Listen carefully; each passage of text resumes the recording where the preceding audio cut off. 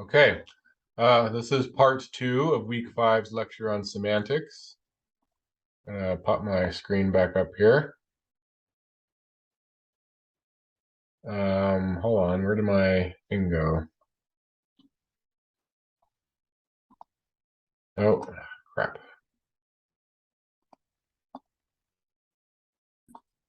Okay, here it is. Got it back. All right. Okay.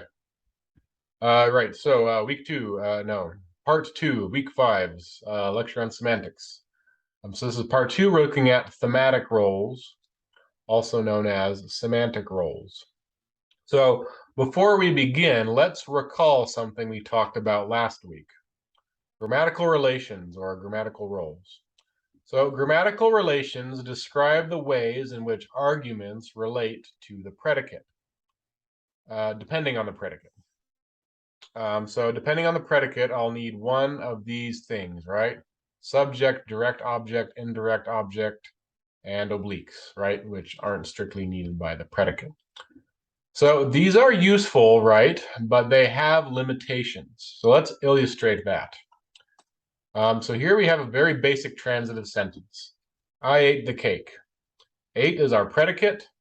You know, the act of eating requires two arguments, a subject and a direct object. So here we go. First person singular. There's our subject and the cake, our direct object. We need something to be eaten and we need someone to eat it. But consider this next sentence. Here we have flipped things around a bit. The cake was eaten by me. We've placed the cake first and stuck first person singular, right? Me, I, which has now become me. This is a changing case, by the way. We've stuck it behind a preposition. The eater of the cake is now an oblique, and the cake is the subject. We know this because of how English encodes grammatical relations, right? Primarily by word order. The subject goes first, right before the verb. Now, our predicate is slightly different, right? Was eaten. It doesn't need a direct object anymore, but we still know that the act of eating requires someone to eat something. But the grammatical roles of the argument don't quite match what we're going to call the event structure. The eater is now over here and is an oblique. And in fact, we can even remove the eater of the cake because it's an oblique. So the eater is gone now, right? The cake was eaten. That's a perfectly acceptable sentence in English. But someone had to eat this cake, though, so it's still implied, but for some reason it's not important anymore. So what this shows us is that grammatical relations are sensitive to the structure of a predicate.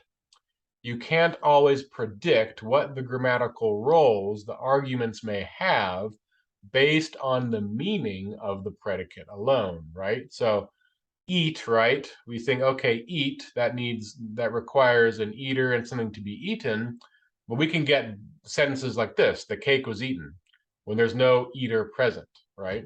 So that's what I mean by say we can't always predict the grammatical roles the arguments are going to have based on the meaning of the predicate alone. So we need another way to talk about arguments and how they participate in the meaning of a predicate, regardless of whatever grammatical role that argument may have. This is where thematic roles come in. These are also known as semantic roles. The textbook prefers thematic roles. The syntax module document prefers semantic roles. We're going to go with thematic roles. I think that's the slightly more general term that most people would use. So thematic roles are roles assigned to arguments that describe how that argument participates in an event. And by event, we mean the action or quality or whatever is going on in the predicate. And these are independent of grammatical relations. We're going to illustrate this with some examples in a moment, but for now, let's just look at this list of thematic roles. And this is from the syntax module document. This is from page 21. You will find a similar but less detailed list on page 191 of your textbook. So let's go to the top here. We have agents, someone who does something or initiates the action of the predicate. These are usually encoded grammatically as subjects, but not always, as we will see soon. The agent is the doer, and usually animate and often human. Peoples and animals are typically encoded as agents. Things like rocks and grass and cake are usually not agents. Then we have the patient. The patient is the one who is affected by the action of the predicate. This usually corresponds to direct object in terms of grammatical relations. We have instrument, which is something used by an agent to do something. We have an experiencer, kind of like an agent, but doesn't choose to do anything or initiate anything, but it finds itself involved in the predicate without doing anything to a patient. There's a theme. Theme, usually something that gets moved from one place to another. An agent is usually the one moving the theme around. They do it on their own. Let's see, location, the place, pretty self-explanatory. You can have goal. There's a subcategory of location, goal, and source, something moving towards, a thing you're moving from. Recipient, the argument who receives something. The thing that they are receiving is usually a theme, and a beneficiary. And we have the beneficiary, which is someone who is affected by the action of the agent, but not as directly as a patient. So we're not going to go through all of these with examples and details. You should do that in the reading, but in the textbook, in the syntax document, those will be useful to know for the quiz and the exam. But right now, we're going to look at some of these and describe how thematic roles interact with grammatical roles. Okay, so let's look at those same examples from before about the cake, but this time we're going to assign thematic roles to the arguments as well as grammatical roles. So let's start with I ate the cake. As before, we have our predicate, the verb eat, and it's in the past tense. And we have ate, right? In English, it's ate. It's a suppletive form. Maybe it's a zero conversion. I don't remember. Anyway, all right. So we have two arguments: first person singular nominative I, and the direct object the cake. So let's assign thematic roles. So we have someone eating the cake, someone who is voluntarily choosing under their own will to do a thing, right? And that what they're doing is affecting someone else. So this is going to be I, the subject, is going to be the agent. Then we have our cake. It's an inanimate object. It has no control over the situation or has the ability to do anything besides exist. It's being eaten. It's being affected in a big way by the predicate. So we want to call this the patient here. So here we go. This is a typical thematic setup for a transitive predicate, agent and patient, and they line up or correspond with subject and direct object. So agents typically line up with subjects and patients typically line up with direct objects. That's what usually happens, but that isn't always the case, as we shall see in this next example. So here we have the cake was eaten by me. Now remember, we have something weird going on here. The cake is now the subject, and the eater of the cake is thrown away over here behind a preposition. It's an oblique now, and our predicate is changed just a little bit, was eaten, right? But it's still essentially the same thing, right? Eating, but in the past. So what should our thematic roles be? So take a moment to think about that. Are we still going to have the same agent and patient here? Are they going to be on the same constituent?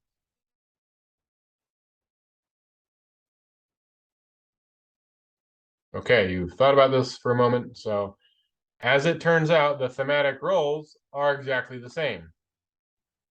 The cake is still the patient, and the person who is eating it, first person singular, is still the agent, even though they're now in the accusative, despite not being a direct object. So no, yeah, this is the agent.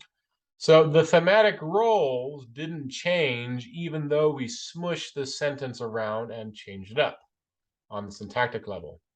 This is the point of thematic roles and semantics at large. We want to know what this means, even if the form is different.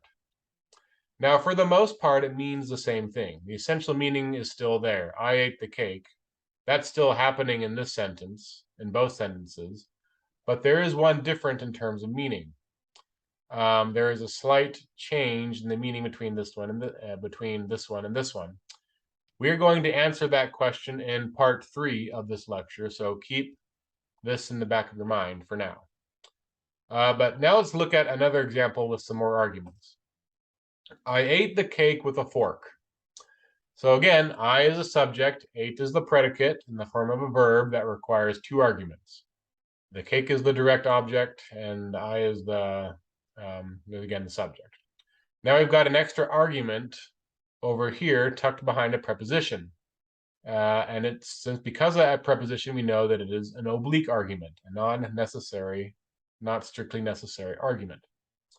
So we have 3 arguments here. What might their thematic roles be? So this should be pretty easy. I is the agent, cake is the cake is the patient, and the cake is the patient again, and the fork is what we call an instrument, a thematic role which we give to the argument that the agent uses to make the predicate happening. The predicate is eating, the agent is using a fork to make that eating happen, right? So this is an instrument.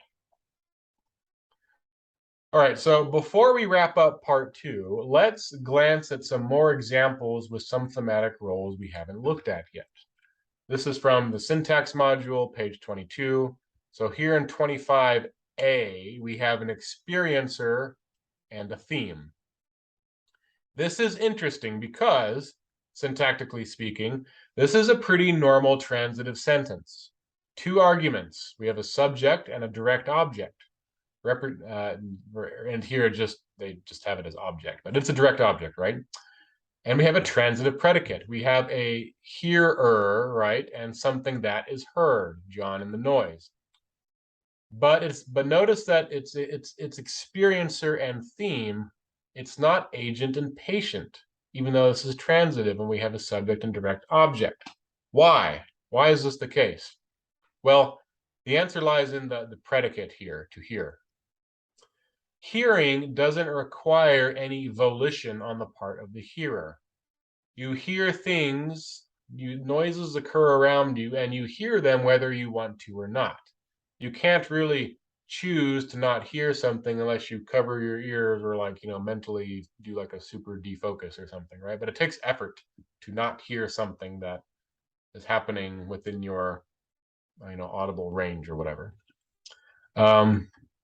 So this predicate requires the subject argument to be an experiencer rather than an agent. When you hear a noise, you are experiencing a noise. An experiencer is not as involved in this predicate as an agent is. Now let's look at the direct object, a noise. Why isn't this argument a patient?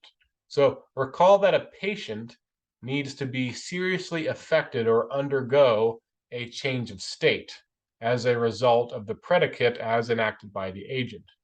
When you eat a cake, what happens to the cake or piece of cake, It turns into chewed up mush that floats around in your stomach fluid and then gets dissolved into nutrients. The cake is seriously changed and affected by the agent. But now compare that to hearing a noise. When you hear a noise, is that noise affected in any way by someone hearing it? Does the noise undergo a change of state? Not really, which is why we're going to call the noise a theme rather than a patient. It's just like a weak patient. A similar thing going on in 25b. We have a theme, a pencil, and it is the subject of this predicate, was put. So put, right, normally requires an agent. And in part 3, we're going to talk about why there isn't an agent here. But anyway, I'm right. I put the pencil on the table. I am the agent. I am putting the pencil somewhere, right? So that's usually an agent that does these things. But anyway, the pencil is being put on the table. The table is an oblique argument, and its thematic role is that of location, specifically a goal, sort of like a destination. The pencil is being acted upon here. It is being moved, but again, it is not being seriously affected by the action of the predicate. It is not undergoing a change of state. It's just changing location. Hence, why it is a theme rather than a patient.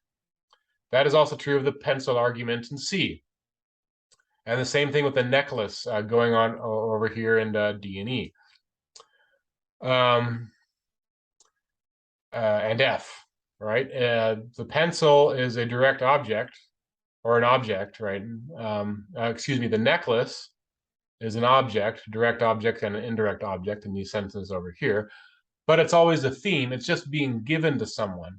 It's not undergoing a change of state like a patient would. Let's see, one more thing here. If we look at D and F, Suzanne gave a necklace to Laura, and then Suzanne made a necklace for Laura. You might wonder what the difference between a recipient and a beneficiary is.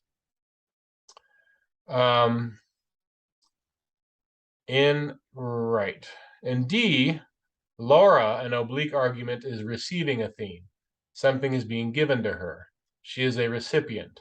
In F, Susan made a necklace for Laura.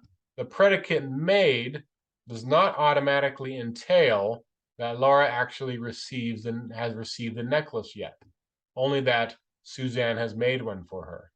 Suzanne is doing something to someone else to something else with an intended effect on Laura.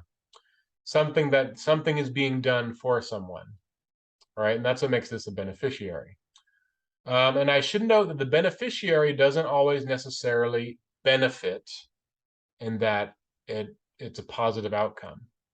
If the sentence was, Suzanne poisoned the soup for Laura, meaning she's intending to kill Laura with the poisoned soup, Laura would still be the beneficiary, even though she won't actually benefit from consuming the poisoned soup. Beneficiary just means that the argument is going to be affected indirectly by the action of the agent, and that action of the agent was intended to affect indirectly the beneficiary. Okay, so in the book and in the syntax module document, there are more examples of thematic roles. You should go through them and get to know them. In your quiz this week and on your exam next week, there will be questions in which you will have to identify thematic roles of arguments in English. So get familiar with the roles themselves and examples of their usage. So that's it for part 2. Stay tuned for part 3.